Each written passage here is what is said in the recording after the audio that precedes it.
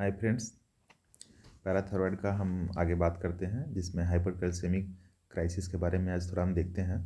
तो आखिर कब हम बोलेंगे, जब मोर देन 14 कैल्शियम का लेवल होगा और इसके साथ में जो होता है इंड ऑर्गन डिसफंक्शन का ऐसा कुछ हिस्ट्री मिलेगा। मैनेजमेंट में ही हमारा जो है क्वेश्चन बनता है। ये 4 पॉइंट मैनेजमेंट में जो देते हैं, ये क्वेश्चन बनता है कि हम पेशेंट को कैसे मैनेज करेंगे। एक्चुअली हाइपरकैल्सीमिक क्राइसिस के जब भी क्वेश्चन बनता है, वो एक क्लिनिकल सिनेरियो दिया जाता है, जिसमें आपको बताया जाएगा कि कैल्शियम का लेवल ये है और पेशेंट का कुछ डायलिसिस पे है, रीनल फेल्योर है, ऐसा कुछ दिया जाएगा। इससे आपको पकड़ना है और क्या मैनेजमेंट करेंगे। तो आई फ्लूइड देंगे, डायरेटिक्स देंगे, बिसफॉस्फोनेट देंगे, सिनाकैल्सिट देंगे, एनकैल्सिटोनिन देंगे। तो ये 4 जो है क्वेश्चन आ चुके हैं, तो इस पे बनेगा, इसको ध्यान रखना है। और भी है, ग्लूकोकोर्टिकॉइड दिया जाता है, डेनोसुमेब दिया जाता है और गैलियम नाइट्रेट है। अच्छा, अब हम बात करते हैं सेकेंडरी हाइपरपैराथायरॉयडिज्म की बात करते हैं। तो सेकेंडरी हाइपरपैराथायरॉयडिज्म जो होता है, इसमें कहीं ना कहीं सेकेंडरी जो रीजन होगा वो क्रोनिक रीनल फेलियर का रीजन हो सकता है। और इस कारण से जो है यहाँ पे जो कन्वर्सन है, कन्वर्सन जो होता है, रीनल जो कन्वर्सन में रोल करता है कैल्शियम को बनाने में, वहाँ पे इंटरफेयर हो रहा है एंड कुछ जीन के म्यूटेशंस भी हैं। ठीक है, वो सब हम छोड़ते हैं।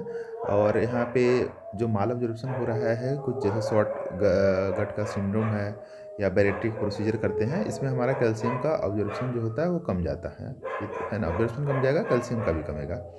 अदर जो है सम मेटाबॉलिक जो है अबनॉर्मलिटी होता है, हो सकता है। मेडिकेशंस कुछ है, लिथियम डायरेटिक्स एंड कॉन्जेनाइटल कुछ है, जैसे लाइक डिजॉर्ज सिंड्रोम वगैरह। तो ये है। अब रही बात इसका मेन है ट्रीटमेंट। हम सर्जरी की बात करेंगे, ट्रीटमेंट की बात करेंगे। तो ट्रीटमेंट जो होता है वो मल्टी ग्लैंडेड डिजीज है। तो करना क्या है, इसमें सर्जरी करना है, बायलेटरल नेक का एक्सप्लोरेशन करना है और सारे जो ग्लैंड है उसको निकाल देना है।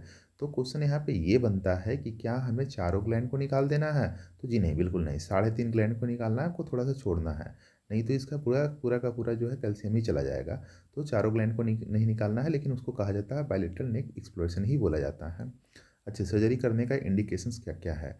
तो हम यहाँ पे जब है पीटीएच का वैल्यू से 800 से ज़्यादा होगा, या हाइपरफास्फेटेमिया होगा, या जो है ग्लैंड का जो साइज है वो 300 से 500 मिलीमीटर क्यूब से क्यूब होगा, या साइज 1 सेंटीमीटर से बड़ा होगा, या इसके आपके जो सिम्टम्स वगैरह हैं, जैसे कि बोन का टर्नओवर ज़्यादा है, प्रोग्रेसिव एक्टोपिक कैल्सिफिकेशन हो रहा है, कैल्सीफैक्स फाइलेक्सिस है, पैथोलॉजिकल फ्रैक्चर है, या कार्डियक फेलोर, कार्डियक सिम्टम, ये सब आ रहा है और इसमें मेडिकेशन से फेल हो चुका है। तो रही बात, जब भी होता है, यदि सेकेंडरी पैराथायरॉयडिज्म है, तो सर्जरी तो हमारा प्रायोरिटी नहीं है, पहले हम मेडिसिन ही दे के देखते हैं। तो मेडिसिन में हमारा जो है कि नेफ्रोलॉजिस्ट का हम रेफर इसमें देते हैं। तो वो ज़्यादा आप देखेंगे, गौर करेंगे, तो विटामिन D3 या जो है कि सिनाकैल्सेट करके वो लिखते हैं, ये वो देते हैं।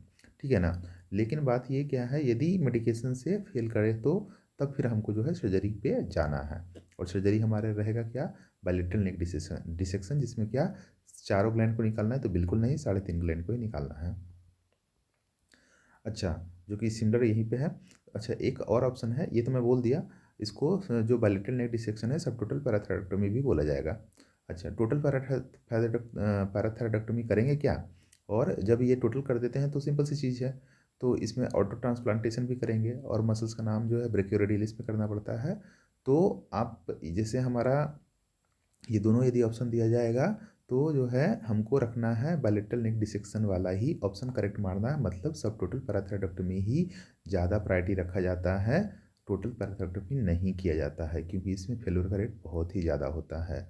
रही बात टर्सरी है, तो टर्सरी का भी जो है सर्जरी का टर्सरी का जो पहले ये सेविस्टन बेली, ये दोनों में ये डिफिनेशन मेंशन किया गया है कि परसिस्टेंस जो होता है ऑटोनोमस हाइपरकैल्सेमिक हाइपरपैराथायरॉयडिज्म होता है क्रोनिक रीनल फेलियर में and occurring after kidney transplant. तो ये डिफिनेशन एकदम ध्यान रखना है।